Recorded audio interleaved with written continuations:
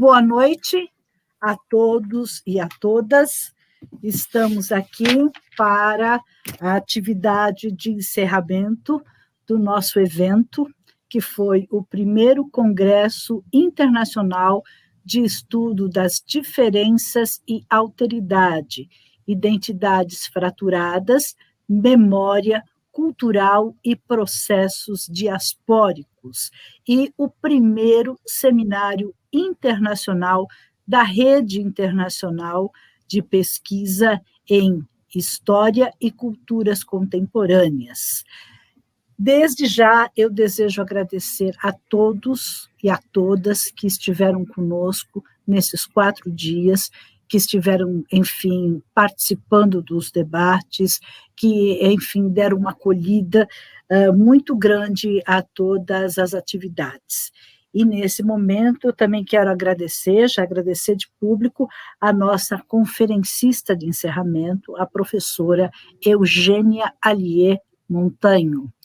Professora Eugênia Allier Montaño, além de ser uma persona muito querida para nós outros, ela é pesquisadora do Instituto de Pesquisas Sociais da Universidade Nacional Autônoma do México e professora do Colégio de Estudos Latinos-Americanos da Faculdade de Filosofia e Letras da mesma universidade. Ela é doutora em História pela Escola de Altos Estudos e Ciências Sociais, na França, e fez um pós-doutorado no Instituto de Pesquisas Filosóficas da UNAM. É membro do Sistema Nacional de Pesquisadores do México. Seu último livro publicado é 68, Movimento que Triunfou no Futuro, História, Memória e Presente. Recentemente, ela editou com César Ivan Vilches o livro Na Crista da Onda, Debates e Definições em torno da História da Atualidade. Também publicou com Emílio Krenzel As Lutas pela Memória na América Latina, História Recente e Violência Política. Esse texto também foi versado para o inglês. Ela é autora de Batalhas pela Memória, os usos públicos do passado recente no Uruguai, e com este livro ela ganhou uma menção honrosa no concurso Melhor Livro de História Recente e Memória 2012 da seção História Recente da Associação de Estudos Latino-Americanos, ALASA. Entre outras distinções, em 2015, ela foi nomeada titular da Cátedra de Estudos Mexicanos Contemporâneos da Universidade de Montreal, no Canadá. E, em 2018, ela foi nomeada para a Cátedra Norbert Lechner, na Universidade Diego Portales, do Chile. Atualmente, ela dirige o projeto de pesquisa por uma história do presente mexicano, regime político e movimentos sociais, 1960-2010. Professora Eugênia, muito bem-vinda. A palavra é sua. Gracias por sua presença, gracias por sua disponibilidade em participar conosco. Bueno, antes que nada, buenas noches para todos y quisiera comenzar agradeciendo la invitación de los organizadores para este primer Congreso Internacional de Estudios de las Diferencias y las Alteridades, y muy especialmente a la profesora Rosángela Patriota Ramos, una querida amiga y colega con la que compartimos muchos intereses en común por justo invitación. Yo voy a hablar en castellano, mi portugués la verdad es que no es bueno, pero trataré de hacerlo lento, ¿no? Creo que para ustedes es más fácil, afortunadamente, entender, comprender castellano que para nosotros portugués. Y hoy quisiera hablar con ustedes sobre un poco en dónde estamos en las ciencias sociales y humanas, ¿no? Las humanidades hoy en el mundo, en medio también de esta situación que nos convoca de reclusión, de de pandemia por el coronavirus a nivel mundial. Y para ello quisiera comenzar haciendo una reflexión. Ya lo comentaba Rosángela, la profesora Rosángela, yo soy historiadora. Entonces quisiera comenzar pensando desde la historia para que a partir de ello podamos generar una serie de reflexiones en torno a las ciencias sociales y a las humanidades, por supuesto, ¿no? Porque ese es un poco la idea. Además, el campo en el que yo me muevo, que es el de la historia de la actualidad, historia del presente, es un campo con una gran interdisciplina y que por lo mismo justamente nos permite pensar con respecto a otras disciplinas como la sociología, la antropología, incluso la filosofía, la psicología, en muchos de los temas que podemos trabajar desde aquí. Y bueno, yo entonces quisiera comenzar pensando, ¿no?, en este ya lejano momento del siglo XIX, cuando las ciencias sociales y las humanidades se van conformando como, como disciplinas, como ciencias separadas y bien diferenciadas las unas de las otras, ¿no?, con este componente fuertemente positivista, ¿no?, del positivismo de Comte, que nos hereda unas ciencias sociales, unas humanidades, que consideran que lo fundamental es la objetividad, la separación con el objeto que se está trabajando, ¿no? De ahí el término de objetividad, porque mientras más cercanos estamos de los temas que estudiamos, pues hay un menor distanciamiento y por lo mismo mayor subjetividad. Ese es, aunque evidentemente la historia, ¿no?, viene desde los griegos, ¿no?, con Heródoto como padre de la historia, igual que muchas otras disciplinas que hoy mismo trabajamos, ¿no? Se dice que Heródoto también hacía etnología, antropología, ¿no?, por su forma de acercarse a las personas, de trabajar, de hacer entrevistas. Lo cierto es que la conformación, digamos, más definitiva, con mayor fuerza de todas estas ciencias, se da en el siglo XIX. Y a partir de ahí, entonces, se da esta diferenciación entre, por ejemplo, la historia como la ciencia que estudia el pasado, eh, la sociología que estudia los procesos sociales de los grupos, de la humanidad, la antropología que estudia los procesos de intercambio entre los seres humanos, y así, ¿no? Podemos continuar viendo cada una de estas y cómo se van configurando, ¿no? Pero, como les decía, bueno, yo quiero partir un poco de la historia para tratar de ir viendo a partir de ella, como las grandes transformaciones que han sufrido las ciencias sociales y en qué momento nos encontramos hoy, en este momento. Entonces, a partir de esto, la ciencia como el estudio del pasado, ¿no?, se puso a la historia alejada de todo lo que tenía que ver con la actualidad, con el presente, y se le recluyó al ámbito de los archivos, al ámbito de los documentos escritos, algunos de los principales historiadores de la época que le van a dar esta configuración, ¿no? Ranke, por ejemplo, ¿no? Lo que sugieren es que en los archivos, en los documentos, está lo que ocurrió en el pasado, está el pasado en sí mismo, ¿no? Entonces, cuando el historiador mira los documentos, es como si tuviera una ventana directa al pasado, ahí está el pasado, ¿no? Y se van a cuestionar cualquier otro tipo de fuentes. Y eso es importante saberlo porque vamos a ver, ¿no?, que hoy en día estamos en un momento muy distinto en las ciencias sociales, en las humanidades, cuando eso hace 2 siglos prácticamente, cuando se terminan de conformar las ciencias sociales y las humanidades, cada una tiene muy arraigado no solamente el objeto de estudio, ¿no? ¿Qué estudia la sociología? ¿Qué estudia la historia? Sino que estudia la psicología, por ejemplo, o la economía, sino además que cuáles son los lugares en los que puede encontrar la información que requiere para hacer su trabajo como ciencia. Y entonces, en el caso de la historia, pues eran los archivos, los documentos, básicamente. Todo lo que no fuera trabajo con documentos se consideraba subjetivo y no científico.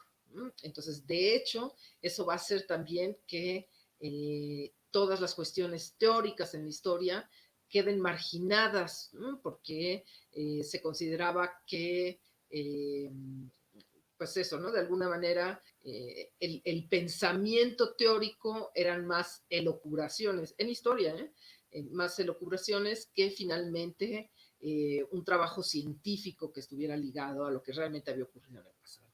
Entonces, eso convirtió a la historia en una ciencia lejana de la teoría y lejana también de otro tipo de fuentes que no fueran los documentos,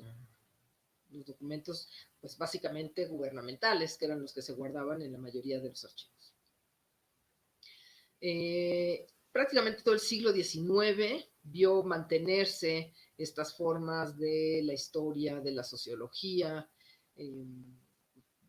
que, ¿no? Como prácticamente sin evoluciones, ¿no? Desarrollando mucho lo que se consideraba el método en ese momento, pero sin grandes transformaciones en temas, en objetivos. ¿No? Y creo que eso es muy importante para este congreso en el que estamos tratando justamente de pensar las diferencias, las alteridades, los procesos identitarios de memoria, ¿no? Porque de alguna manera tienen que ver justamente con cómo las mismas ciencias sociales, las ciencias humanas, generaron una identidad que durante más de un siglo, ¿no? Prácticamente un siglo y medio, les impidió tener transformaciones metodológicas, temáticas al interior de ellas mismas, ¿no?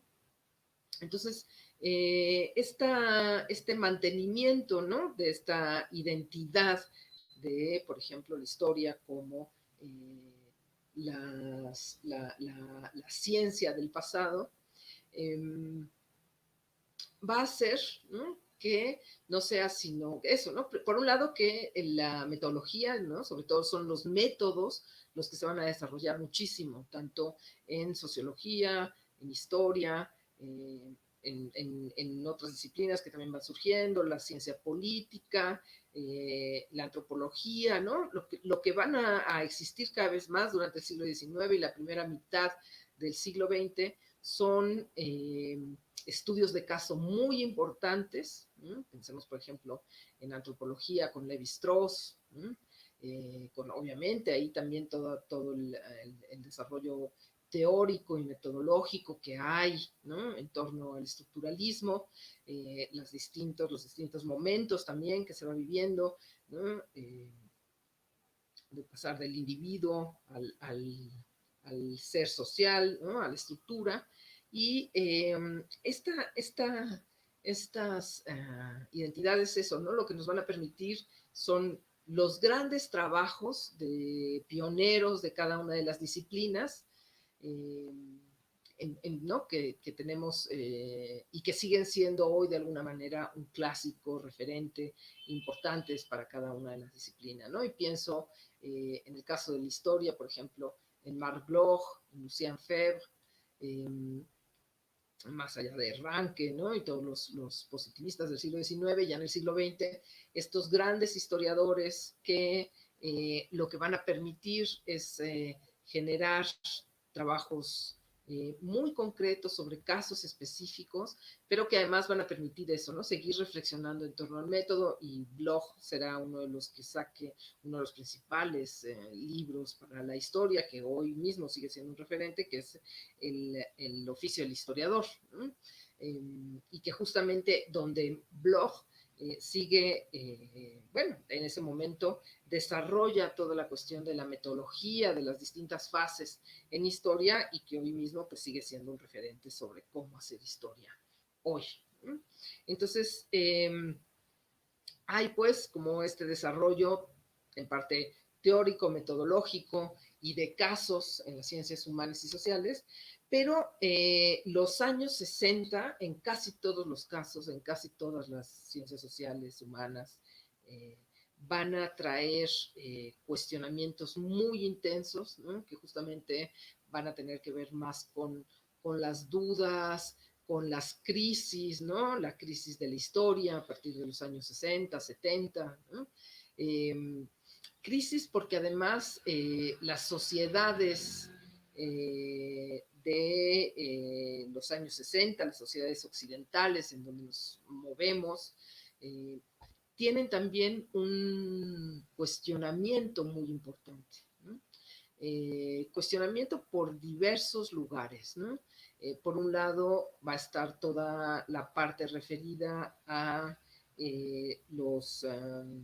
la descolonización, por ejemplo, en Europa, ¿no? Los procesos de independencia de buena parte de África con respecto a Europa, pero van a ocurrir también, por ejemplo, todos los movimientos llamados minoritarios, aunque no siempre lo son, como por ejemplo el feminismo de las mujeres, ¿no? En una segunda ola, que por supuesto pues no es un movimiento minoritario, pero se le ha considerado o se le consideraba minoritario por cómo se había tratado a las mujeres, ¿no? Entonces, bueno, por un lado está también el feminismo que empieza a cuestionar la forma de hacer historia, lo que ha surgido, ¿no? La forma en la que se narra el pasado de las sociedades, ¿no?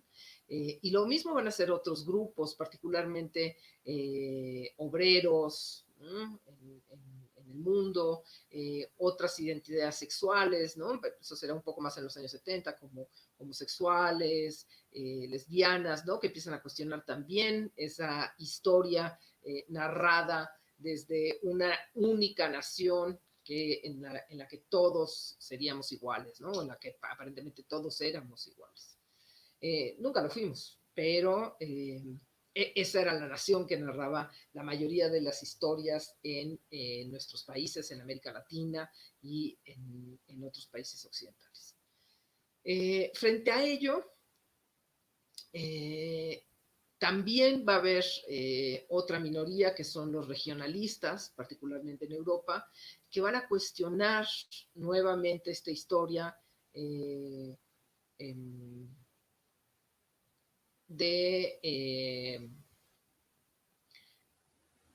perdón, me distraje un momento. Va a cuestionar pues es toda la idea de la nación, ¿no? De esta nación que Benedict Anderson analizó maravillosamente bien en el libro de Comunidades Imaginadas, y que pues eran eso, ¿no? Eran comunidades imaginadas, nunca reales, nunca del todo homogéneas, y lo que surge entonces con los regionalistas, pienso particularmente, ya lo decía, ¿no? Más en algunos países europeos, con los bretones, los catalanes, los vascos, los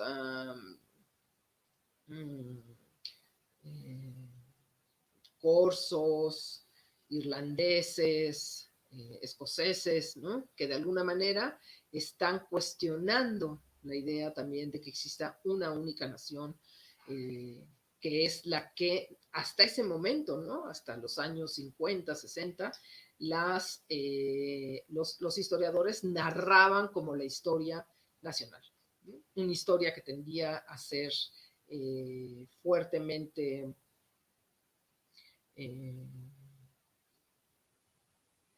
política, diplomática, y que no veía otros elementos o componentes de la nacionalidad, ¿no? Y entonces justamente todos estos movimientos sociales, movimientos políticos, movimientos de género, sexuales, regionales, van a empezar a cuestionar la historia que los historiadores están escribiendo en los años 60.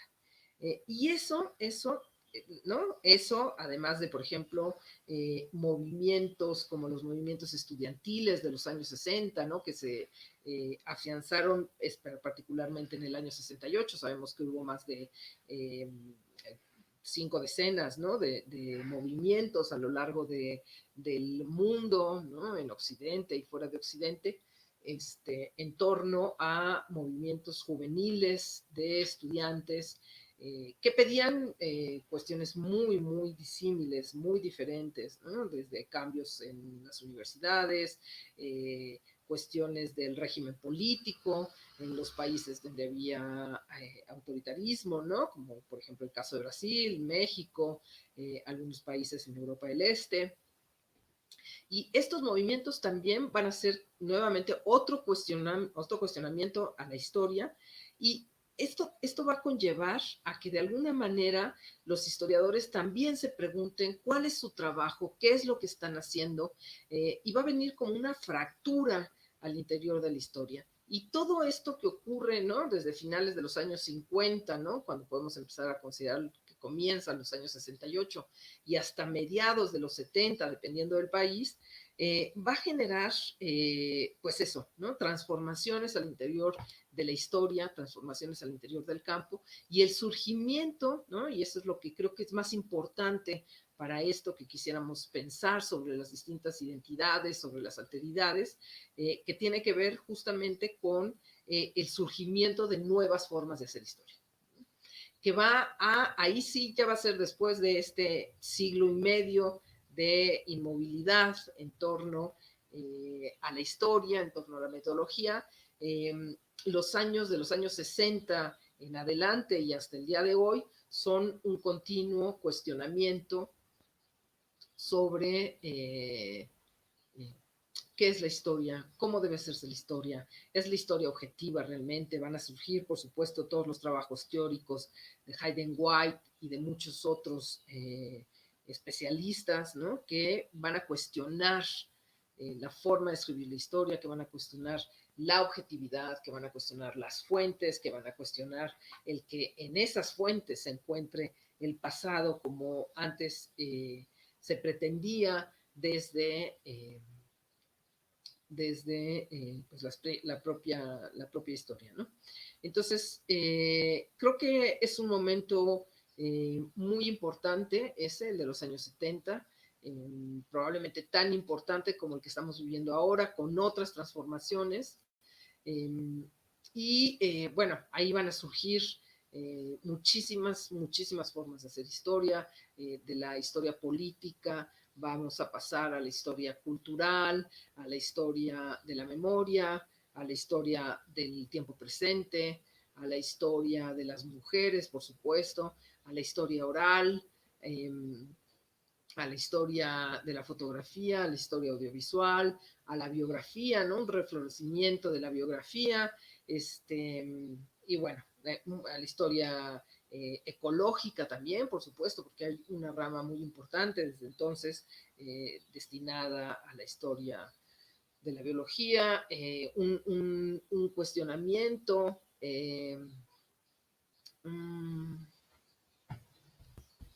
Trato de acercarme un poco más con eso. Eugênia, sí. Posso pedir uma coisa a ti? Aproximar. Ya no estoy oyendo, estoy. Su micrófono. Sí. Ya traté de acercarme, por eso estoy preguntando. Sí, porque las personas están. Sí, lo estoy leyendo. Muy bajo. ¿Se oye mejor o no se oye mejor? Está melhor, gente. Antonio, ¿se oye mejor? ¿O sigue igual? Creio que melhor. Está melhor, Tony? A ver. Bueno, professora, ¿Sí? Professora, desculpa interromper, gente. Você possui fones assim, com microfone? Sí tengo, pero no sé si los voy a encontrar. Denme un minuto. Y los Mas melhorou. Melhorou. Que melhorou. Eu acho que ela estava um pouco distante do microfone, Rosângela, sim. E aí abafou o som. Sim, com certeza, com certeza.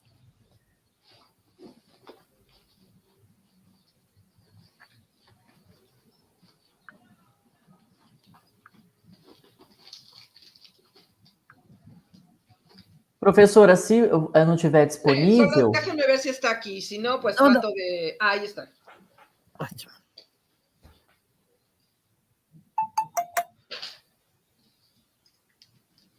A Isa disse que quando ela fica mais perto do microfone, melhorou bastante. Sim, sim, mas às vezes a gente começa a falar e mexe a cabeça, né?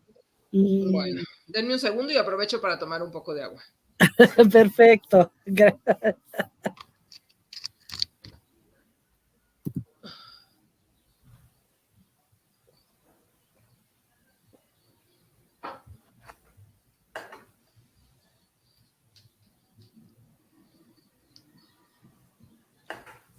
Así debe escucharse mejor, ¿no? Tem microfone, professora? Sí, aquí Microfone. está. ¿No? ¿No se oye mejor? Eu acho que sim. ¿No? Sim. Está melhor, Peppa? Pessoal que está na plataforma, pessoal, melhorou quem está na o plataforma, som? melhorou o som? A Deixa ver, eu ver. díganme Melhorou. si así Melhorou. Eles suena estão falando mejor. que melhorou. ¿Suena Sim, mejor? melhorou. Sí, Sim. a ver, Não. escúchenme, a ver si así está bien. Sim, sim. Estoy Graças, tratando de professor. hablar, ¿sí? Muy bien, Sim, perfecto. graças. Bueno, continuamos entonces. Decía que, bueno, que justo en los años 70 vamos a conocer un momento muy importante en la historia y en las ciencias sociales, porque va a haber este florecimiento tanto de cuestiones temáticas como teóricas, como metodológicas, ¿no? Es un momento realmente fundamental porque se va a abrir todas, ¿no? La sociología, la historia, se van a abrir a nuevas temáticas que no estaban consideradas, pero además eso va a permitir o va a llevar tal vez, ¿no? A que también se abran las fuentes que se están utilizando para hacer esas historias, porque las fuentes tradicionales que se utilizaban, pues no siempre daban, ¿no? Por ejemplo, la historia desde abajo difícilmente se podía realizar con el mismo tipo de fuentes con el que se estaba realizando la historia política de las élites. Lo mismo respecto a las mujeres, había que tener otras fuentes que permitieran ampliar el horizonte de la historia. Por eso se volvió muy importante también la historia oral, ¿no? Las entrevistas, con ello el papel de la memoria en la historia, y por supuesto también todo lo que tuvo que ver con utilizar fotografías, objetos, y eso permitió también a su vez pues desarrollar metodológicamente todas las ideas respecto a la utilización, ¿no? Cómo se deben utilizar, si estas fuentes se utilizaban de la misma manera que los documentos, ¿no? Seguíamos pensando que se trataba de una forma de ventana al pasado, ¿no? Hacer una entrevista oral sigue siendo una ventana, y por supuesto la mayoría de la gente opinó que no, ¿no? Ello también conllevó entonces a que hubiera cuestionamiento no solamente de estas nuevas fuentes, sino también de las anteriores, porque de alguna manera también permitieron que se cuestionara si realmente los documentos eran tan objetivos como se pensaba en su momento.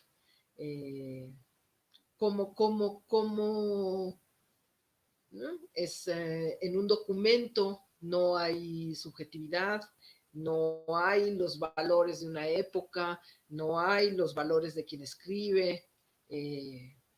Por ejemplo, pensemos en todos los archivos de seguridad de las dictaduras, en el Cono Sur, en Brasil, Argentina, o en México, ¿no? En los años 70, que recaban las personas que trabajan para la seguridad cuando están torturando, cuando tienen a detenidos en cárceles, en centros clandestinos, ¿no? Entonces podemos considerar que esos archivos, que esos documentos son fieles a lo que estaba pasando, son fieles a la realidad. Y eso entonces permitió un debate muy, muy fecundo en torno a la objetividad y la representación en las fuentes, ¿no? Y a partir de eso, bueno, no creo que la mayoría de los historiadores, de las historiadoras hoy pensamos que en cualquier fuente, sea documental, una entrevista, una fotografía, nunca tenemos el pasado en sí mismo, ¿no? Tenemos una representación del pasado, ¿no? Como dijo Paul Ricoeur hace muchos años, la presentación se da una vez, que es cuando ocurre un acontecimiento, y la representación es la segunda vez que se genera ese acontecimiento. Y la segunda vez que se genera ese acontecimiento se da en un papel, en una entrevista, ¿no? Es una representación. Entonces, ¿no? Aparte de esta amplitud de temáticas, hubo una gran amplitud de cuestionamientos en torno a las metodologías, a las formas de hacer historia, sociología, ¿no? Y también en torno a la teoría y a cómo acompañar todo lo que estaba pasando. Y yo creo que este periodo de crisis, pero al mismo tiempo de expansión en las ciencias sociales y las humanidades, duró unos 20 años, ¿no? Casi todo el fin, digamos, el fin del siglo XX, estuvo en torno a estas transformaciones de la historia y de las ciencias sociales. Y creo que hoy, y eso es lo que hoy nos está convocando en este congreso, estamos en un, digamos, por lo menos tercer momento, ¿no? Si pensamos, cuarto momento, ¿no? Un primer momento en el que surgieron o en el que terminaron de conformarse la historia, las ciencias sociales y las humanidades. Un segundo momento muy largo, ¿no? Que por supuesto podríamos encontrar diferencias y transformaciones, pero mínimas, ¿no? Que duró por ahí un siglo, poco más. Y luego está este tercer momento a partir de los años 60 con una transformación muy rápida, ¿no? Si lo pensamos, muy rápida, pero además una transformación realmente radical, ¿no? Muy fuerte en torno a, ya lo dijimos, teoría, temáticas y metodología, ¿no? Respecto a las fuentes a utilizar. Entonces hubo una gran expansión de la historia, de las formas de hacer historia, que por lo demás, y creo que eso es importante señalarlo, no ha terminado de, digamos, como de permear todas las sociedades ni todas las academias ya no digamos solo en el mundo, pensemos en América Latina, ¿no? Por supuesto que la historia oral es una de las historias probablemente más fuertes, con la temática más importante en América Latina. Hay una asociación, hay varias asociaciones de historia oral en América Latina que son muy fuertes, pero curiosamente, y creo que eso es lo importante, es que aunque son muy importantes, aunque son muy fuertes, aunque la historia de las mujeres o la historia de género también tiene un peso fundamental en la forma de hacer historia en América Latina, o la historia del presente, que también está en distintos, ¿no? En Brasil, en México, en Colombia, cada vez como con más fuerza. A pesar de ello, ¿no? Y eso creo que es importante que no perdamos de vista, no terminan de ser del todo aceptadas o incorporadas, digamos, en el establishment de la academia de las ciencias sociales y de las humanidades, ¿no? Cuando uno va a pedir becas, cuando uno trata de entrar a los distintos sistemas nacionales de investigación, digamos, a lo que hace este establishment de las academias, nunca encuentra, por ejemplo, ¿no? Uno puede poner historia, ¿no? Y entonces, ¿qué campos salen en historia? Sale historia política, sale historia regional, sale historia de los países, sale historia de las épocas, pero curiosamente no hay, ¿no? Los campos, las subdisciplinas que permitan entrar historia oral, historia de las mujeres, historia del tiempo presente, ¿no?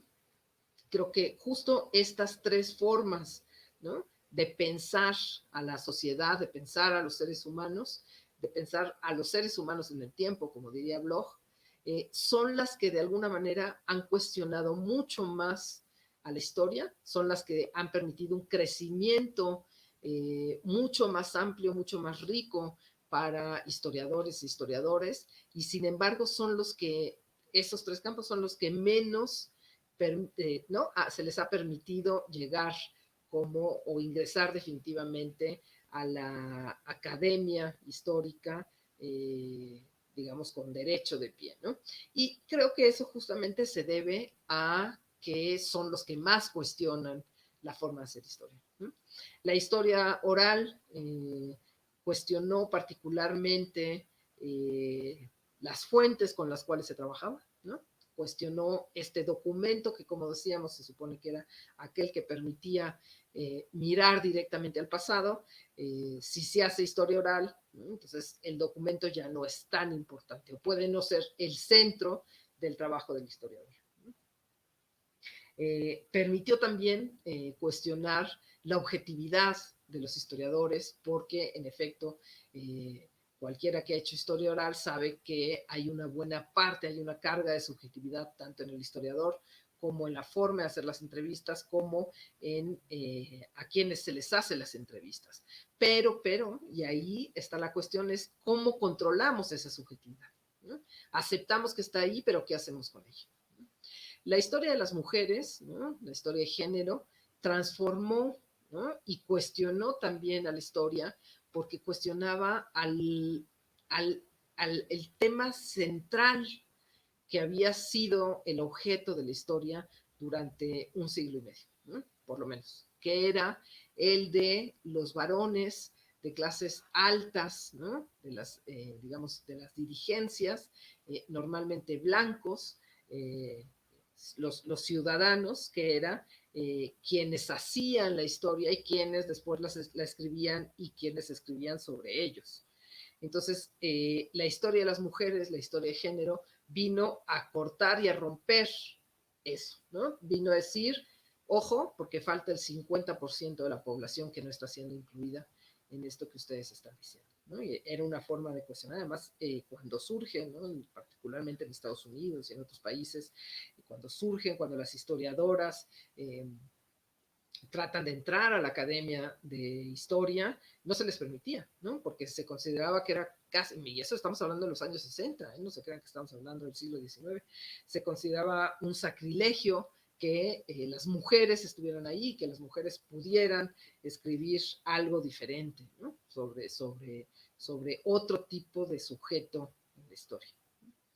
Y el presente, la historia del presente, lo que rompe finalmente es la idea de que la historia es la ciencia del pasado. Como lo dijimos, ¿no?, en el siglo XIX, cuando se conforma la historia, pues se conforma como la historia del pasado. Pero si de pronto podemos estudiar también el presente, entonces, ¿qué es la historia, ¿no? Si ya es como la sociología o la antropología que estudian el presente. Y yo ahí insisto siempre en que la historia del presente, como cualquier historia, lo que hace es historizar, ¿no?, buscar similitudes y diferencias a través del tiempo. Lo que pasa es que lo hace con el tiempo presente, ¿no? Y el tiempo presente, pues, son las últimas décadas que hemos vivido, ¿no? Un acontecimiento del cual existe al menos una de las 3 generaciones que lo vivieron, ¿no? Entonces, ese presente rompe con la idea de la historia como pasado, pero no rompe con la idea de la historia como aquella que historiza los procesos en el sentido de ver similitudes y diferencias a lo largo del tiempo, ¿no? Es decir, los seres humanos, como decía Bloch dijo los hombres, pero los seres humanos a través del tiempo, ¿no? Y ahora, ¿en qué momento estamos? ¿Cuál sería ese cuarto momento que yo creo que estamos viviendo básicamente en estas últimas 2 décadas, ¿no?, en el siglo XXI, que es un momento que tiene que ver sobre todo con un huracán, pero que es un huracán en distintos sentidos, ¿no? La historia, como tantas otras ciencias sociales, otras humanidades, amplió sus temáticas, sufrió un proceso de crisis, pero ahora no está claro hacia dónde debe de ir o cuáles deben ser de nuevo los cuestionamientos. Hoy en día, cuando uno ve a las generaciones más jóvenes, estas cuestionan fuertemente los procesos históricos y las narrativas históricas, ¿no? El surgimiento y el auge de la memoria como proceso político, histórico, ha desplazado en buena medida la narrativa de la historia, y a partir de eso hay entonces como una nueva crisis que todavía no terminamos de ver cómo terminará de solucionarse en torno a la historia. ¿No? A la historia, por decir una, pero ya les digo, creo que esto conlleva en realidad a muchas más ciencias sociales, ¿no? Cómo nos ponemos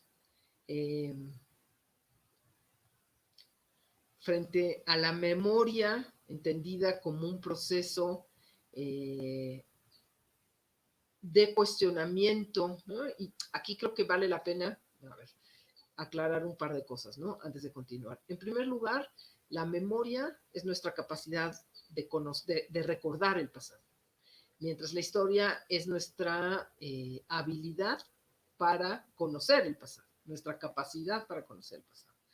En ambos casos se trata de un acercamiento al pasado, pero de distinta manera. La cuestión es que el auge de la memoria que viene más o menos de los años 60, 70, más 70, ¿no? 80 del siglo pasado hasta el día de hoy, ¿no? Comienza en Europa en los años 70, después del juicio Eichmann, ¿no? Y tiene que ver con la memoria del Holocausto, básicamente Europa, luego va a pasar a Estados Unidos también con el Holocausto, luego va a incluir a los países del este, a los países de particularmente el Cono Sur, Brasil, Argentina, Uruguay, en torno a los procesos dictatoriales, y luego va a ir incluyendo otros países de América Latina como Colombia, México, con procesos de violencia también más actuales, ¿no? Entonces, esa memoria, ¿no? Hay que entender que se trata de dos cosas diferentes. Por un lado está la memoria como concepto teórico, que es nuestra capacidad de recordar. Pero por otro está la memoria como ligada a estos procesos dolorosos, a estos procesos de trauma, de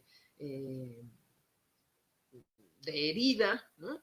Que de alguna manera se considera como muy importante y como cuestionadora de la historia que hoy se ve como hegemónica y dominante, ¿no? Entonces, de hecho, cuando uno revisa cómo se han ido conformando las nuevas, por ejemplo, los nuevos posgrados en algunos países, departamentos, hay más, se inclina más a producir estudios de la memoria, por ejemplo, que sobre nuevas historiografías. Entonces, creo que por un lado está esa cuestión, ¿no? Cómo resolver el debilitamiento que tiene la historia como narrativa para hacer referencia al pasado, el cuestionamiento también de los historiadores, de que sean los únicos o seamos los únicos capaces de hablar del pasado de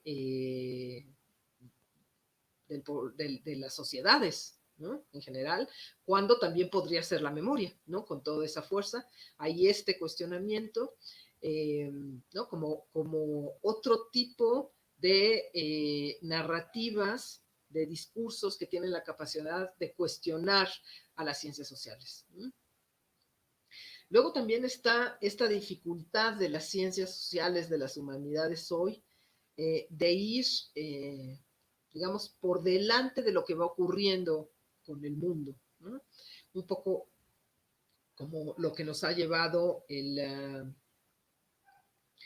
también esta situación del coronavirus respecto a la incapacidad, ¿no? de las ciencias sociales, de las humanidades, de la ciencia en general, a predecir lo que iba a pasar, ¿no? A dar como respuestas rápidas y válidas ante lo que estamos viviendo.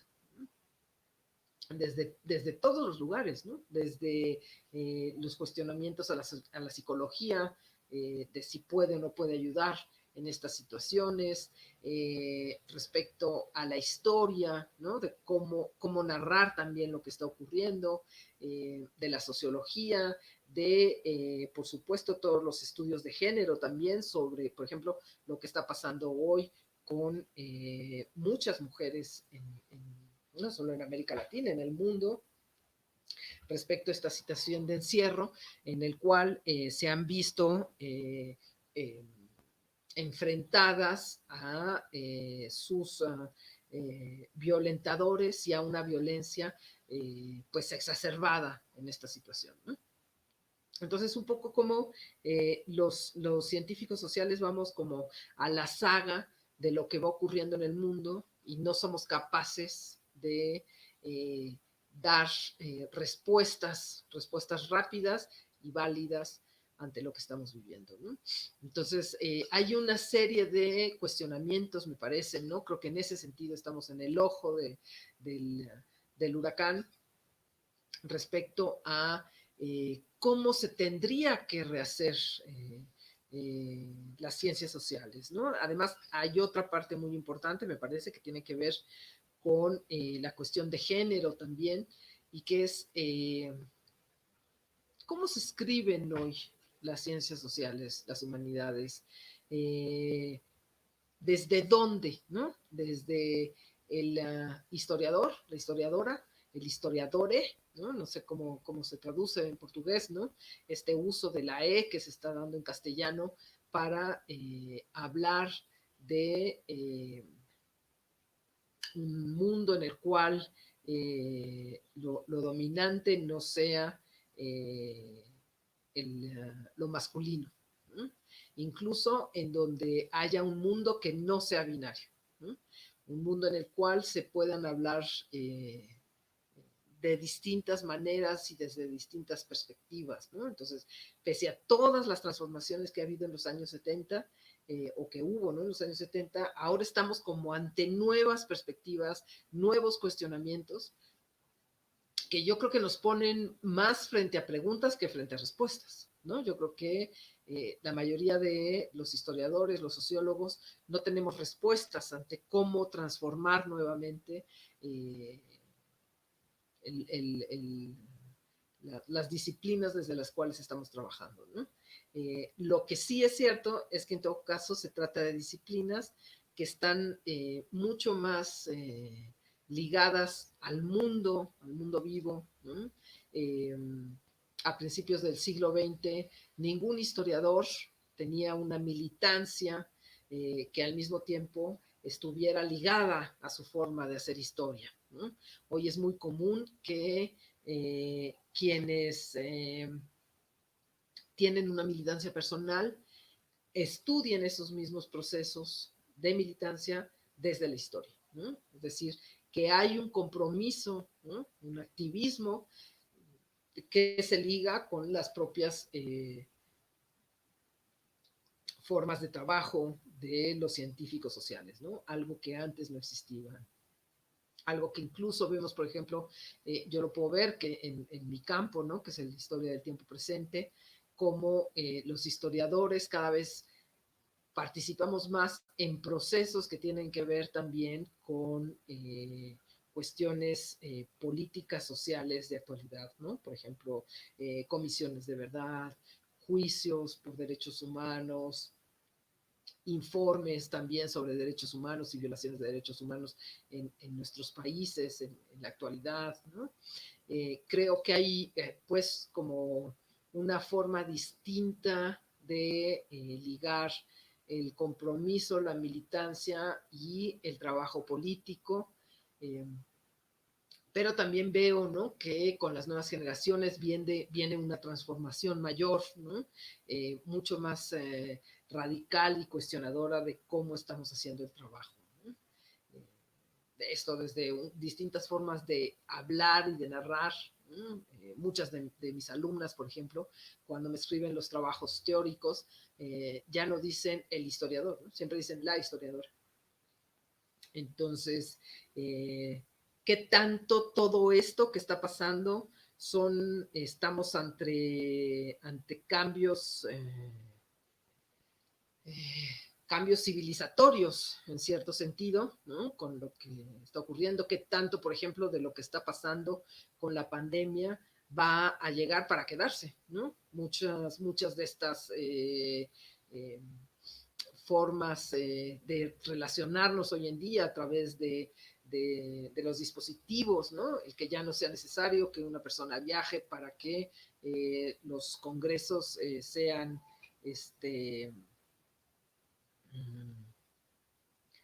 para que sean virtuales, ¿no? ¿Qué tanto va a quedar la virtualidad frente a lo presencial, ¿no? Yo creo que estamos más frente a una serie de preguntas y cuestionamientos que todavía no tenemos claro hacia dónde, qué tan permanentes, qué tan transformadores y qué tan radicales van a ser respecto a lo que estamos viviendo en estas ciencias humanas, en el ojo del huracán, ¿no?, con respecto a las identidades, a las memorias y, por supuesto, también algo que tiene que ver con paradójicamente estamos encerrados en nuestras casas con más o menos posibilidades, mientras otra parte importante de la población de los seres humanos en realidad está moviéndose, ¿no? Están estas diásporas porque no pueden quedarse donde están, ¿no? Todo lo que está pasando con los migrantes, por supuesto, entre México y Estados Unidos, Centroamérica, etcétera, etcétera, ¿no? Estas son como algunas de las reflexiones que yo quería compartir con ustedes, ¿no? Y eso, ¿no? Tener un poco en voz alta, ¿no? Creo que a partir de esto tal vez podemos como conversar algunas cosas. Me gustaría. Muchas gracias. Obrigado. Gracias, muchas gracias por su ponencia. Agora vamos colocar las contestaciones para que tú possas dialogar conosco. Antes, quero dizer que tu ponencia faz uma reflexão muito instigante com os temas que foram trabalhados neste evento. Principalmente quando tu recorre a esta intervenção histórica de nossa formação, de nosso repertório e de nossas ideias. Quero colocar uma questão a ti, mas penso que tu pode falar no decorrer de las intervenções. Como a ressignificação de nosso repertório, nosotros latinoamericanos, nosotros marcados por la desigualdad, por la carencia, por la violencia de género, económica, social, y todas las cuestiones que se presentan. Pero hay un esfuerzo que quiero oír a ti, da discussão de colonial. A mim me há algumas dúvidas, porque o decolonialismo, em minha observação, é uma mirada crítica sobre nossa formação. E, ao mesmo tempo, a la necesidad de reelaborar a luz de nuestro repertorio. Gostaria de ver como tu compreende esta questão. Gostaria de ouvi-la falar desta questão. Há outras questões que estão sendo colocadas, enfim, e tu puedes ficar à vontade para a discussão. Ok. Bueno, voy un poco con esta y luego, si quieres, reviso lo que han ido escribiendo en el chat, ¿no? Sí, sí, tú estás a acompañar los chats también, sí, ¿no? Ahí estoy. La primera,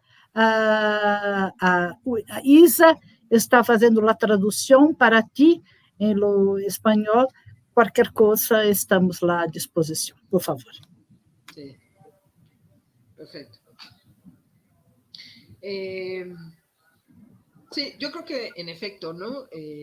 No podemos dejar de pensar todas estas cuestiones desde, como bien dices, Rosángela, este atravesamiento de las desigualdades, de la pobreza, como lo decíamos ahora, ¿no? Nosotros podemos estar, creo que la situación del coronavirus nos ha venido a traer, a marcar más justamente esas diferencias, ¿no? Entre quienes podemos quedarnos en casa, particularmente en nuestros países, ¿no? Quienes podemos quedarnos en casa con un salario, a cuidarnos, a protegernos de ese mal que parece que está allá afuera, ¿no? Pero que puede entrar a nuestra casa, ese bicho, ¿no? Coronavirus. Y aquellos que no pueden, aquellos que quizá lo alcanzan a oír. Sí. Estoy en mi casa, ¿no? Perfecto.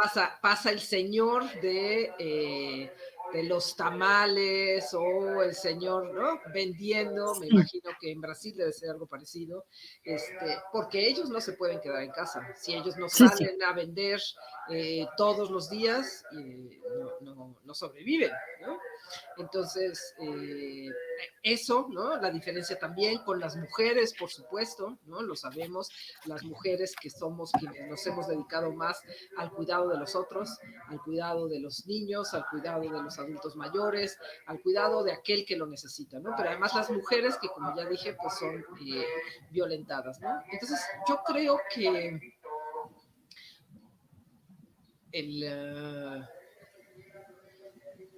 todo el pensamiento decolonial nos permite, sí, en efecto, cuestionar desde dónde estamos leyendo nuestras teorías, desde dónde estamos haciendo historia, sociología, ¿no?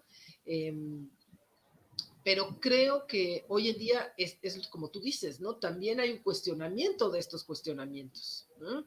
Entonces, ¿qué tanto podemos o no ir... ¿Qué tanto los cuestionamientos que hoy estamos viviendo van a llevar a transformaciones radicales o no? Yo, la verdad es que no lo tengo claro todavía, ¿no? No tengo claro si, por ejemplo, esto de hablar no como todos o todas, sino todes, va a ser realmente una transformación en el lenguaje del habla de los seres humanos y de quienes escribimos, porque además también es cierto que, por ejemplo, por supuesto que podemos conocer a mucha gente que utiliza esta forma de incorporar a todos y a todas, ¿no? Pero que normalmente cuando uno sale de los medios académicos es algo que no se utiliza. Es una forma también de diferenciar entre quien tiene acceso a la universidad y quien no lo tiene, porque quien no lo tiene y está en la calle, las chicas en el barrio, en los barrios de la Ciudad de México, de Sao Paulo, no hablan diciendo todes. Sí. ¿No? Entonces, ¿cómo también eso mismo, ¿no? Estos cuestionamientos que hacemos, ¿desde dónde son cuestionamientos? ¿No? No dejemos de estar atravesados por clase social, género, etcétera, etcétera. Perfecto, gracias. Eugenia, tú estás a mirar las cuestiones a ti, entonces hay una cuestión que, perdone, o Brasil extrema derecha de Bolsonaro las restricciones a los fondos de investigaciones científicas. Hay becas ou não há becas para as ciências humanas em seu conjunto. Com efeito, é projeto político para silenciar as formas do pensamento crítico. Na verdade, creio que tal questão está em comparação, em diálogo com o que ocorre em México, como estão as situações. Sí, yo creo que sí, yo creo que quizá, y lo diría de manera general, tanto en Brasil con Bolsonaro como en México con López Obrador, el problema es que las ideologías políticas entren a la ciencia. Creo que ese es un problema, sea la ideología política que sea, ¿no? Porque eso de alguna manera limita y coarta el trabajo de las personas, ¿no? Así como efectivamente hoy en Brasil, ¿no? La extrema derecha puede estar restringiendo, ¿no? Ciertos fondos para la investigación científica, por ejemplo, que no haya becas para ciencias humanas, ¿no? Es algo terrible. Puede ocurrir en otros países que haya una exigencia, por ejemplo, porque tengas una participación activa en la vinculación con la sociedad. Entonces, a mí es algo que en lo particular y personalmente no me afecta, ¿no? Yo tengo una participación, digamos eso, ¿no? En cuestiones de derechos humanos, informes, etcétera, etcétera, que no me afecta. Pero, ¿qué pasa cuando alguien hace historia del siglo XIX y no tiene esa vinculación con la sociedad real del siglo XXI? Sí. Entonces, ese ya no es un conocimiento válido tampoco, ¿no?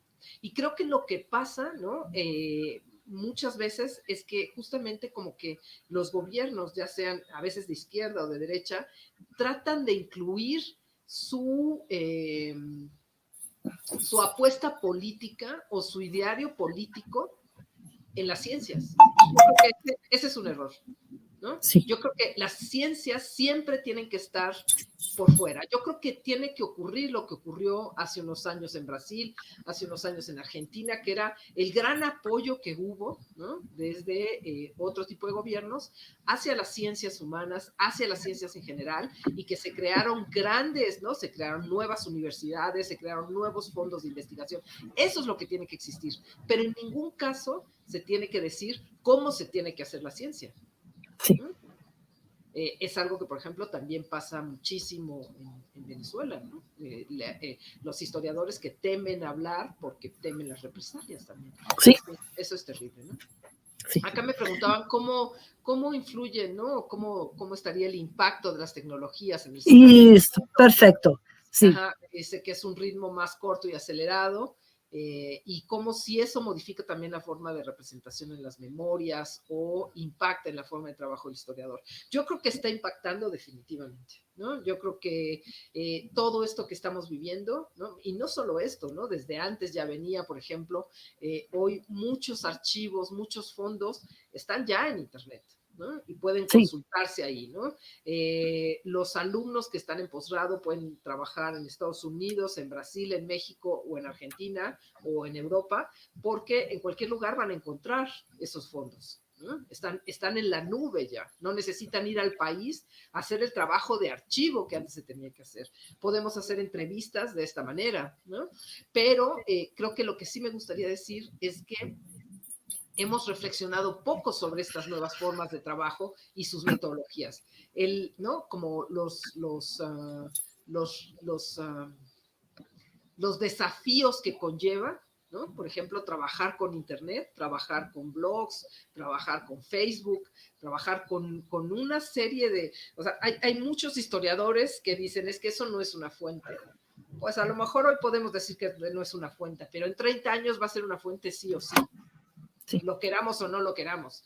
Entonces yo digo que mejor aceptarlo desde ahora y aprender a trabajarlas, ¿no? Entonces creo que sí, definitivamente está transformándose. No estoy segura de que transforme nuestra manera de recordar, porque siempre el primer cambio tecnológico fundamental para la memoria fue la escritura, antes que ningún otro, ¿no? El día que el ser humano aprendió a escribir, también empezó a perder su memoria, porque en el momento en que tú dejas constancia de tu memoria, ya no tienes necesidad de estarla manteniendo, ¿no? Entonces creo que las tecnologías se han sofisticado, pero ya teníamos desde la escritura esa forma, ¿no?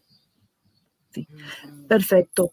Hay una otra cuestión, tú también consigues mirar, de Michelle dos Santos. Gabriel Fernández dice, gustaría saber cómo usted impacta de las tecnologías. Sí, sí. Ahora, Darcides, que tú ya contestó, que es sobre las becas. Dos Santos. Listo.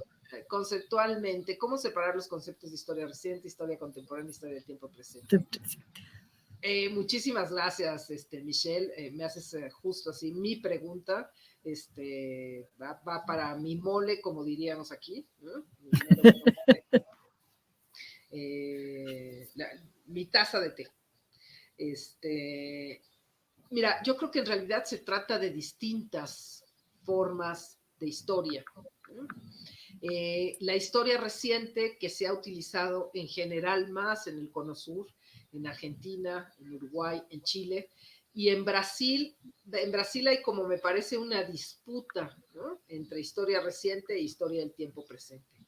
Historia reciente fue concebida como un periodo, ¿no? Historia reciente es el estudio de la última dictadura militar, que puede alargarse un poco hacia abajo y un poco hacia arriba, ¿no? Pero está entre los años 60 y los 80. Es un periodo. La historia del tiempo presente, y además, claro, la historia siempre está ligada a violencia, duelo, herida. La historia del tiempo presente, en cambio, es como una apertura mayor, ¿no? Ya lo decía yo, cualquier acontecimiento del cual todavía vive al menos una de las 3 generaciones que vivió el acontecimiento, ¿no? Entonces, por ejemplo, pensamos en el año 68. Bueno, hubo 3 generaciones. La generación más joven sigue viva. Eso significa que todavía sigue siendo historia del tiempo presente, ¿no? Entonces, es una historia que no es un periodo, sino que va transformándose y que va moviéndose conforme el mismo ser humano se va moviendo, ¿no? Porque nuestro presente se va moviendo. Ahora, no es la actualidad, ¿no? No es lo que pasó ayer. Puede ser también lo que pasó ayer, pero no forzosamente. Son alrededor de 40, 50 años, por lo menos, ¿no? Más o menos la vida de un ser humano. Entonces, Eugenia, sí. ¿Posso contestar también nesta indagação? Sí. Há um texto muito antigo de Jean Lacouture sobre a história imediata. Se tu puder falar também acerca da história imediata, seria muito bueno. Sí, yo creo que es eso, ¿no? Creo que se tocan, tienen bordes similares, sí, pero de hecho en Francia también se utiliza historia inmediata para referirse a lo mismo de historia del presente, ¿no? Nada más que la denominación de historia del presente tuvo más éxito, digamos, ¿no? En este... Sí, sí. Como en este campo, ¿no? Normalmente ocurre que surge una sola denominación y ya está. Pero en este campo surgieron como varias al mismo tiempo, ¿no? Y entonces están como en rivalidad, viendo cuál va de alguna manera a dominar o no. La historia inmediata referiría, o sea, por lo que mucha gente prefiere no utilizar historia inmediata, es porque no se trataría de la inmediatez, ¿no? Como más del periodismo, sino de una historia de mediano plazo, pero ligada al presente.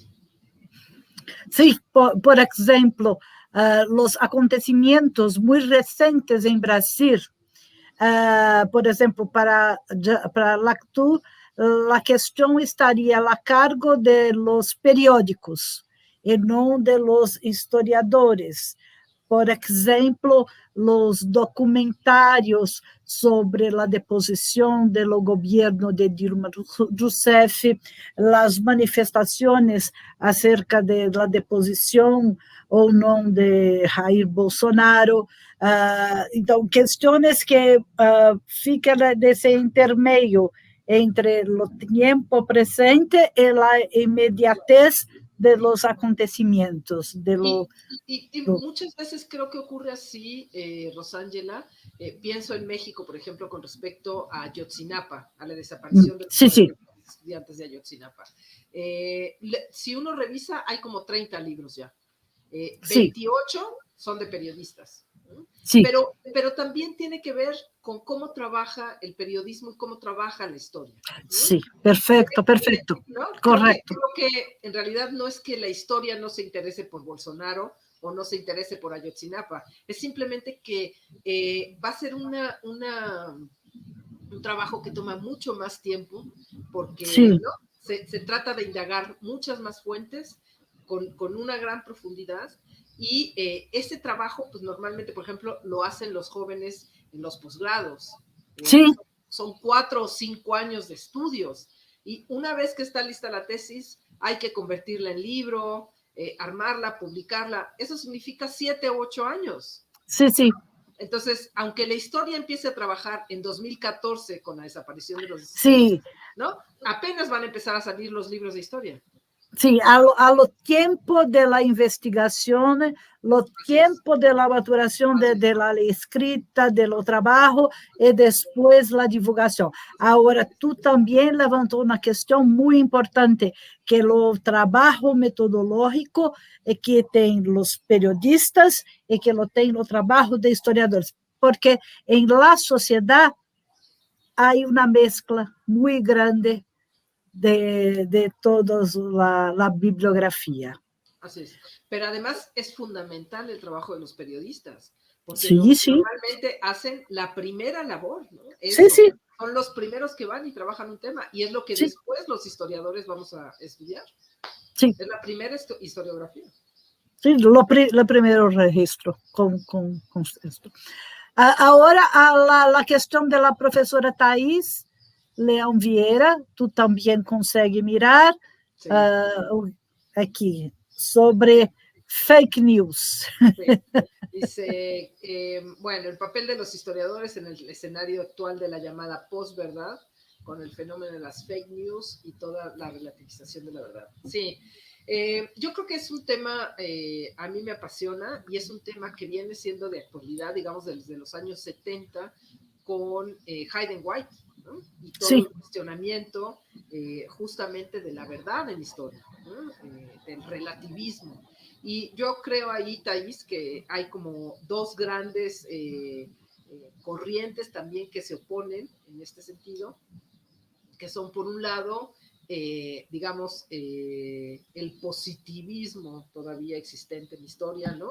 Que dice, el historiador estudia la verdad sí o sí, los documentos y las fuentes nos permiten llegar a la verdad, y, digamos, lo que se llamaría el relativismo, que es no existe la verdad, ¿no? Todos los discursos tienen el mismo valor de verdad, la memoria, la historia, el periodismo, la novela, un cómic.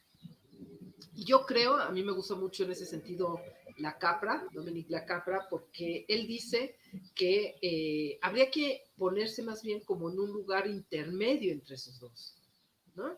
O sea, no nos sirve de nada pensar de uno o de otro lado, ¿no? Yo pienso mucho y me encanta el debate que tuvieron Hayden White y Ginsburg, Carlos Ginsburg, en torno a justamente la verdad con respecto a lo que ocurría en el Holocausto, ¿no?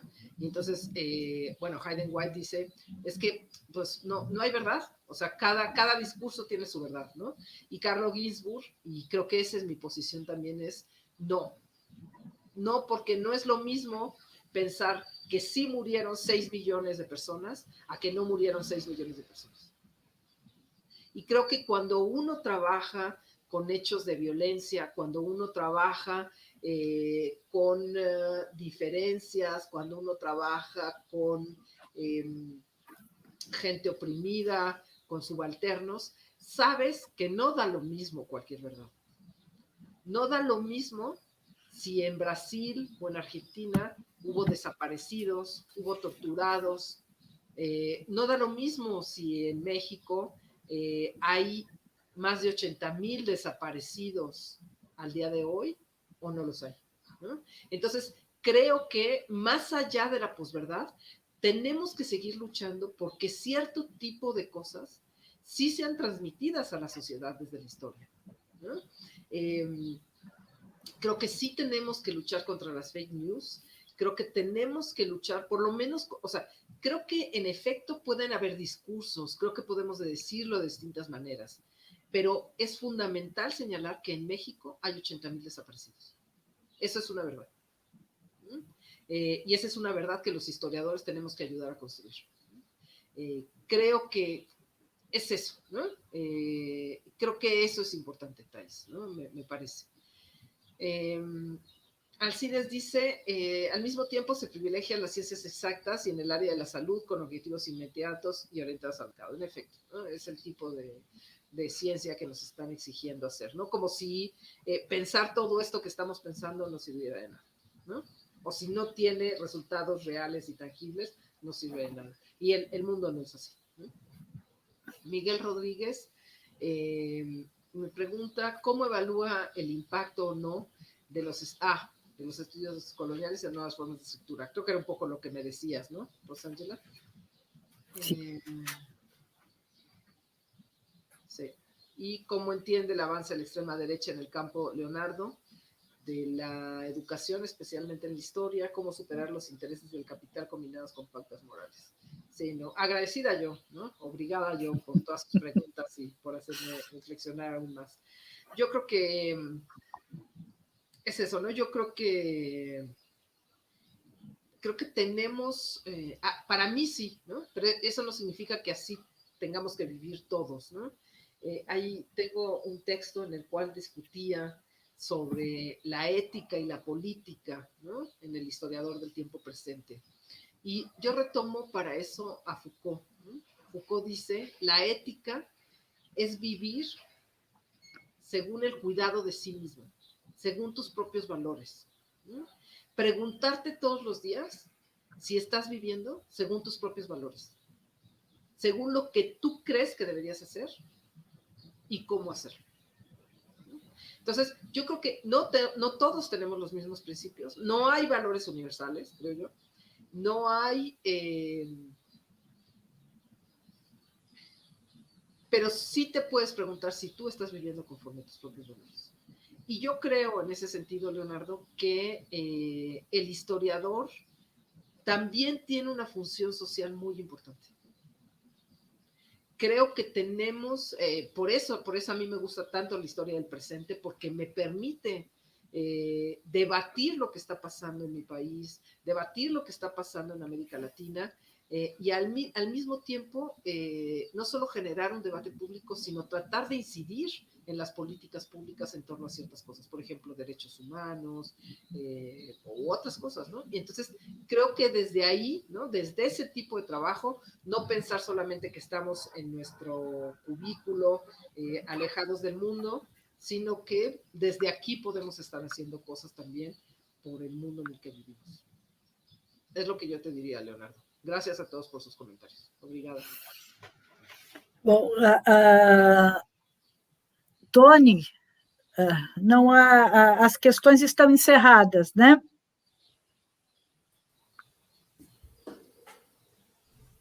Professora, Tony? sim, as questões Sim, né? todas que chegaram Sim, foram colocadas aqui. A Isa está sim. dizendo que tem uma pergunta. Ela acabou de responder a do Leonardo. Chegou alguma Tem mais outra? alguma, Isa? Não, então terminou Não. a rodada de Então, perguntas. terminamos, Isso. né? Bom, bueno, quero agradecer muito, estou muito feliz com tu ponencia, com tu discussão. Para nós é muito importante, muito grande, para os debates. Também tenho de dizer, gente, que a professora Eugênia também compõe a Rede Internacional de Pesquisa em História e Culturas Contemporâneas. Então, e que em breve nós vamos alargar essas discussões com projetos e investigações que acredito que terão desdobramentos importantes. Eugênia, muito obrigada, muitas graças. Quero apresentar-te a professora Aguinaldo Rodrigues Gomes, que está aqui conosco, também é o organizador também de todo evento, toda a logística para que nós outros estivéssemos acá, e queremos que tu fique aqui conosco para fazer o encerramento de nossos trabalhos. Onde está o Robson? Que eu acho que o Robson também tem que entrar, o Robson tem que estar presente. O Miguel, se o Miguel também puder entrar, por favor. Como eu estou com a palavra, eu vou falar e aí eu passo para vocês. Eu quero agradecer imensamente essa parceria, que foi fantástica. Eu acho que os diálogos, as mesas se casaram, as conferências se casaram, os simpósios temáticos foram de muita vitalidade. Creio que a história do tempo presente é o nosso foco, é o nosso caminho, é o nosso debate, é o nosso lugar.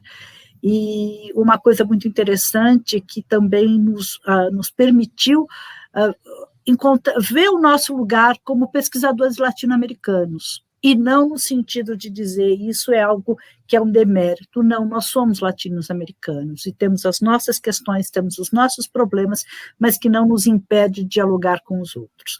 Então, eu quero agradecer extremamente a parceria, Aguinaldo, nessa organização, agradecer imensamente, mas olha, eu não tenho palavras para agradecer ao Tony, agradecer ao Robson, agradecer ao Cafola, que não está aqui conosco nesse momento, que foram vitais para que tudo acontecesse. E, fundamentalmente, agradecer a todos que se inscreveram, a todos que estiveram presentes nas mesas redondas, nas conferências, nos simpósios, porque as coisas só existem porque existem as parcerias, não é?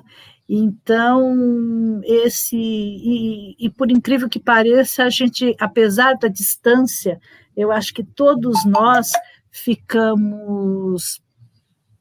tivemos alguma proximidade. Isa, liga a câmera também, por favor. A Isa também, que gentilmente aqui nos auxiliou, tanto hoje pela manhã como agora à noite, nas traduções. Enfim, gente, um beijo, meus agradecimentos e muito obrigada por essa semana extremamente enriquecedora. Eu quero aí, se eu posso estender, a Alcides, Thaís, Miguel, a Vanessa, todas as pessoas que aqui estão, a Isley, enfim, a lista é imensa. Então, sintam-se todos beijados, abraçados e acarinhados, por favor. Obrigada. Está desligado o seu microfone. Está desligado o seu microfone. Sim, sempre esqueço. Professora Eugênia, muitas graças por sua conferência, muito gosto em conhecê-la e espero que haja outras invitações a Brasil em breve, muito pronto. Bom, eu gostaria, né, como Rosângela já disse aí, de agradecer imensamente a todos os participantes desse evento, tanto nas conferências como nos simpósios temáticos e nas mesas, né? Creio que os temas foram ricamente discutidos, né? As identidades, as memórias fraturadas, os processos diaspóricos, né?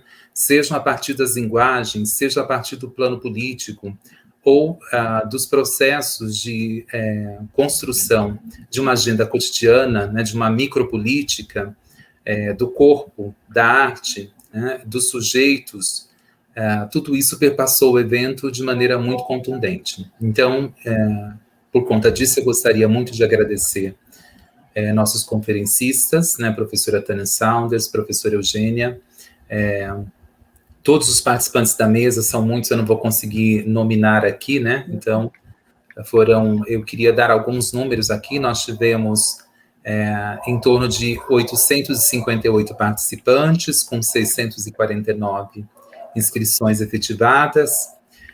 Tivemos mais de 287 autores, né, que já vão mandar os textos para os nossos anais, 24 convidados, o painel de graduandos e 13 simpósios. Então, meu agradecimento imenso, né, a todas essas pessoas que são os nossos colegas pesquisadores do Programa de Pós-Graduação em Estudos Culturais, né, da UFMS, e também da Rede Internacional de Pesquisa, né, como a professora Eugênia, que nos brindou agora com essa conferência.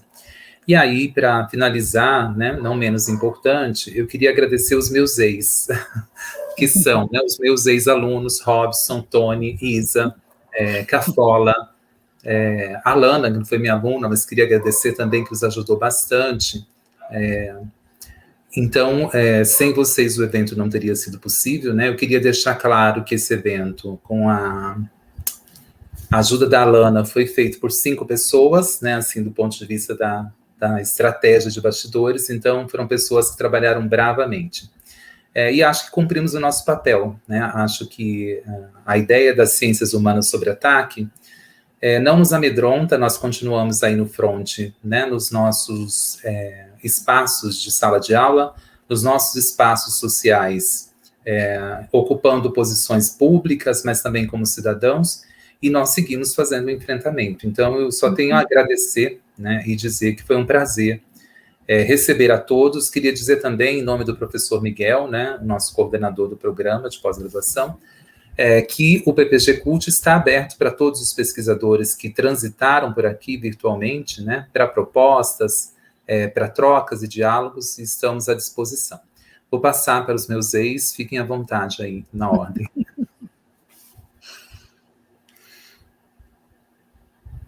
Robson, quer começar? Bom, eu gostaria de mais uma vez agradecer a coragem, a presteza e a vontade de enfrentar esse contexto com um evento tão grandioso do Aguinaldo, né? Esse evento foi uma loucura numa sala que a gente viu que tinha possibilidade. Nós mandamos o projeto, a professora Rosângela, que acolheu o projeto também com a rede. Então, eu estou muito feliz pelo resultado. Acho que, em nível quantitativo e qualitativo, valeu a pena, né? Então, eu agradeço aos meus colegas que foram heróis da resistência, né? Isa, Tony, Cafola, a própria Lana, que também está conosco desde o começo, né? E nos orientando nesse mundo novo, dessa plataforma maluca, que, enfim, a gente acho que aprendeu também a lidar com esse novo contexto. Gostaria de agradecer aos conferencistas, gostaria de agradecer aos estudantes de graduação que estiveram na atividade de apresentação de trabalho, e foi uma atividade muito produtiva. Eu coordenei a atividade, saí muito feliz. Aos coordenadores de simpósio, pelo trabalho exímio, né, pela organização das atividades. Eu gostaria de agradecer, em especial, a Laís, Grace e Leilane, que propuseram um simpósio e trabalharam muito. Então, agradeço os demais na figura dessas colegas incansáveis. Enfim, que nós possamos ainda aproveitar esses 15 dias que a plataforma vai ficar com todas as atividades, vai ficar tudo disponível, que a gente possa continuar aproveitando esse espaço que foi construído coletivamente. Então, eu estou muito grato e muito feliz. Forte abraço, e que a gente continue lutando contra a maré, nessa canoa furada que nós estamos, chamada Brasil, mas que a gente continue lutando contra a maré, tá bom? Muito obrigado. Tony. Obrigado pelo convite do Robson e do Aguinaldo para auxiliar no evento, né, para participar da comissão organizadora. Agradeço vocês pela parceria, né? Como eu disse para o Robson, em alguma circunstância, a profecia de Dilson é real, e lá de 2011, e agradeço muito a gentileza dos professores para com a gente na hora da organização, do backstage, comigo com o Cafola, a parceria com o Cafola, ele foi fundamental para esse resultado visual que a gente viu aqui. os problemas que surgem, né, porque é uma situação muito nova para a gente lidar com um evento neste formato, né, a verdade é essa, e sempre surgem alguns imprevistos que não tem como lidar, se não for no calor do momento. Agradeço muito a Isa por ter aceitado em cima da hora e poder nos auxiliar com as traduções do português para o espanhol. Os conferencistas, as duas conferencistas, os professores que estiveram com a gente, conosco nas mesas redondas, e o público participou ativamente pelos comentários lá na plataforma, no Even, e assim, foi uma interação muito, muito profícua mesmo nesses 4 dias. Eu faço das palavras do Robson as minhas, eu fiquei muito feliz com o resultado. A gente estava esperando que a interação fosse menor por causa do sistema, né, de ser uma novidade, e foi muito, muito rico mesmo. Eu gostei muito do resultado. Agradeço ao professor Miguel também pela confiança de sempre, né, como coordenador do programa de pós-graduação em estudos culturais. Enfim, gente, eu só tenho a agradecer ao evento, e gostaria de dar um recado que a comissão pediu para os participantes, para os inscritos e para as inscritas. Os textos para os anais vão ser recebidos até o dia 15 de agosto pelo sistema, né, de inscrição na plataforma Even 3. Então, vai estar disponível o botão para submissão a partir de amanhã. Caso ocorra algum problema, aguardem, porque, né, como eu estava dizendo, são os desafios novos de recepção da forma de fazer evento, mas, em tese, para amanhã já está liberado para envio dos textos de submissão pela plataforma do Even na área de inscrição. Os certificados também estarão disponíveis. A Isa me disse aqui que já está disponível. Obrigado, Isa. A informação dos certificados. Os certificados vão estar disponíveis na área dos inscritos e das inscritas a partir de amanhã também. Vocês loguem e cada atividade tem um certificado, vai estar para vocês fazerem o download. Tudo bem? Qualquer problema que tenham, entre em contato a partir do e-mail do evento. Era isso, gente. Muitíssimo obrigado. Boa noite a todas e a todos. Boa noite. Isa, querida. Desligado o microfone. Desligado. Eu só falei ai meu Deus, porque eu cheguei e na verdade já estava tudo pronto. A minha participação se limitou a auxiliar os palestrantes que não falavam português, e que é sempre um prazer compor com essas pessoas que estão aqui, e agradecer mesmo a toda a equipe, sempre muito solícita. Então, obrigado. Queria só fazer um registro final, agradecer muito a parceria com os pesquisadores do México, né? A professora Eugênia, que está aqui nos brindando hoje, mas também a professora Alma Sanches Oliveira esteve aqui compondo o simpósio comigo, e vários pesquisadores mexicanos apresentaram o seu trabalho, e acho que precisamos intensificar esse diálogo aí. Então, muito obrigado, né? Saludos para México. Bom, então, vamos encerrar, não é? Eugênia, novamente, graças. Depois nos hablamos, não é? Agora, Tony. Por la invitación y por las preguntas y los comentarios. Obrigada. Gracias. Agora, Tony, é o momento Luciana Gimenez. Aonde que desliga, diretor? Então, ó. Tchauzinho. Beijo. Beijo, beijo, beijo.